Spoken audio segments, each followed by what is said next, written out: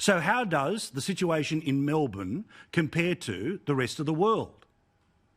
Well, with this now going to the end of October before the restrictions really start to lift, let's compare. In Italy, 35,000 people died, but they only had a lockdown for 58 days. Now, I don't believe China's numbers, but they say 4,000 people died. Their lockdown ended in 77 days. Even in the UK, where 41,000 people died, their lockdown only went for 104 days. To the end of October, it'll be 112 days of lockdown for 661 deaths. This doesn't make any sense. Because if you have a look in France, where their health minister was announcing today the worst day for cases so far, 8,975 in one day.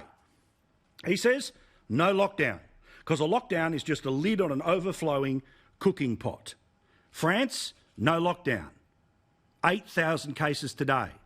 Victoria, you have to wait till October for the chance to maybe start to get the chance to go outside.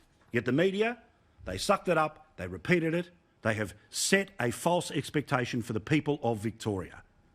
You are not leaving your house before the end of October.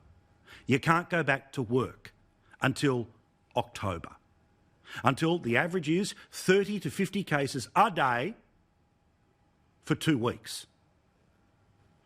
For the past couple of weeks, we've gone from the low hundreds, down, back up again, down, back up again. There's no way that's going to be achieved any time before then. Now, the Premier has set in some political goals here, which is if the cases actually come good, then he's going to be able to say, we can take a step forward 1 week earlier. And everyone will clap. He has extended the lockdown for 6 more weeks. He's reset the clock. Just like a month ago, he reset the clock. After the couple of weeks, so since July to the end of October, Victoria has been where they currently are. Yes, there'll be some changes, fingers crossed, for regional Victoria. We'll talk about that in a moment or two's time. But this bloke sold you a pup, and the media have been the salespeople to make it happen.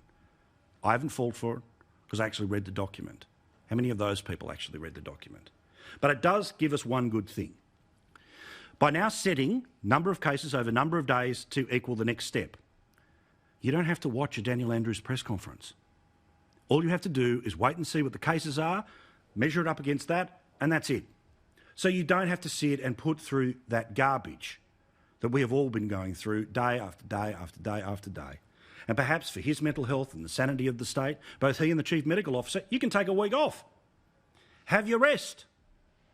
Because you've set a roadmap that sends the state into a cul-de-sac where it will just keep doing lap after lap after lap after lap until the end of October, not September.